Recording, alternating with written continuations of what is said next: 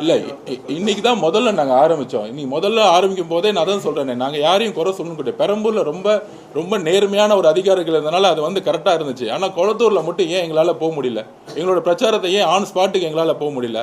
பெரம்பூரில் பண்ண மாதிரி அந்த ரோடை பிளாக் பண்ணி பேரிகேட்ஸை போட்டுட்டு மக்களை ஒரு டிஸ்டன்ஸில் ஒரு 50 மீட்டர் டிஸ்டன்ஸில் வச்சுருந்து இந்த இடத்துல மட்டும்தான் நீங்கள் நிற்கணும்னு ஒரு கரெக்டான பிளான் பண்ண காவல்துறையை நாங்கள் தலைவணங்குறோம். எங்களுக்கு யாரையும் குறை சொல்லணும்னு எங்களுக்கு அவசியம் இல்லை, அரசியல் பண்ணல. எங்களுக்கு திருப்பியும் மனித இழப்புகளோ மனித உயிர்களோ ஏற்பட்டக்கூடாதுங்கிற ஒரே விஷயத்த நாங்கள் திருப்பி பதிவு பண்ணுறோம்.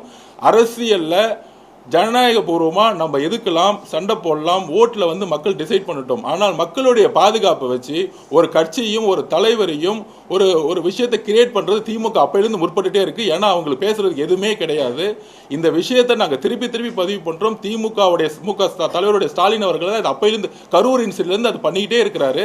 அவர் அமைதியாக இருப்பார், யாரையும் திட்டமாட்டார், எந்த கட்சி பேரையும் சொல்ல மாட்டார். ஆனால் தன்னுடைய காவல்துறையும் தன்னுடைய அதிகாரத்தையும் துஷ்பிரயோகம் பண்ணிக்கிட்டே இருக்காரு. அதுதான் இன்னைக்கு கொளத்தூர் நடந்தது. அந்த கொளத்தூர்ல அவர் ரோட் ஷோ போறாரு, மக்களுடைய செல்வாக்கு என்ன இருந்துச்சு. ஆனா நாங்க உள்ள நுழையும் பொழுது எத்தனை மணி நேரம் நாங்க வந்து வெயிட் பண்ணி மக்களோட ஆதரவோட அந்த கொளத்தூர்ல இருந்தோம்னு உங்களுக்கு தெரிஞ்சிருக்கும். இதோட பயம் தான் திருப்பி காவல்துறையை வந்து ஒரு மிஸ்லீட் பண்ணிட்டு இருக்கிறத நாங்க பதிவு பண்றோம்.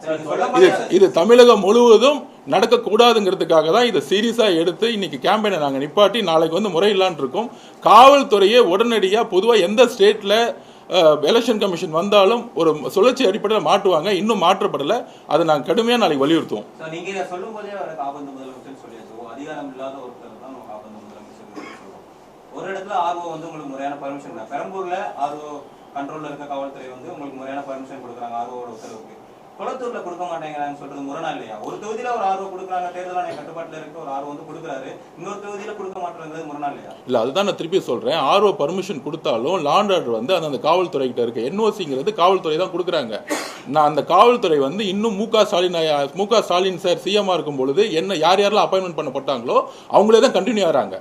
சேம் அதே தான் அதே டிஜிபி, அதே போலீஸ் கமிஷனர், அதே தான் கண்டினியூ ஆகிட்டு இருக்காங்க. அப்போ சுழற்சி அடிப்படையில் மாற்றக்கூடியது ஒரு இயற்கையாகவே நடக்கும். இன்னும் தமிழ்நாட்டில் அது நடக்கல. அதை நாளைக்கு நாங்கள் வந்து கடுமையாக வலியுறுத்துவோம். இந்த கொளத்தூரில் இந்நேரம் மக்களுக்கு பல்வேறு பிரச்சனைகள் இந்நேரம் நடந்திருக்கும். அங்கே நான் ஸ்பாட்டில் இருந்தேன், நான் அந்த வேன்குள்ளே இருந்தேன். உடனடியாக தலைவர் வந்து சொன்னார், இல்லை இந்த சுச்சுவேஷன் வந்து இந்த குறுகிய சாலையில் மக்கள் வந்து 10,000 பேர் இல்லை 500 பேர் இருக்க ஒரு 2,000 பேர் இருக்க இடத்துல கிட்டத்தட்ட 15,000-20,000 பேர் நிற்கிறாங்க. இந்த இடத்துல நம்ம வந்து சீக்கிரம் முடிச்சுட்டு நம்ம வந்து கிளம்புறது மக்கள் பாதுகாப்புக்கு நல்லதுன்னு தலைவர் அந்த ஸ்பாட்லேயே முடிவு எடுத்தார். அதை தான் நாங்கள் வந்து இம்மீடியட்டாக முடிச்சுட்டு நாங்கள் வந்து அவர் வீட்டுக்கு போனார். இந்த மாதிரி சந்தர்ப்பங்கள் இருந்தால் தமிழ்நாடு முழுசும் பிரச்சாரம் பண்ணுறதுல பல்வேறு சிக்கல்கள் வரும். இதை கடுமையாக நாங்கள் வந்து நாளைக்கு வந்து முறையிடுவோம். ஏன்னா ஆல்ரெடி முதலமைச்சர் மு க ஸ்டாலினால் அப்பாயின்ட் பண்ணப்பட்டவங்க இன்னைக்கும் அந்த பதவியில் உட்கார்ந்துட்டு இருக்காங்க. அந்த விசுவாசம் வந்து எலெக்ஷன் கமிஷன்ல காமிக்காம இன்னைக்கும் அந்த வீட்டுக்கு தான் அவர் காமிச்சிட்டு இருக்காங்க. அதுதான் நாங்கள் பதிவு பண்றோம். இப்ப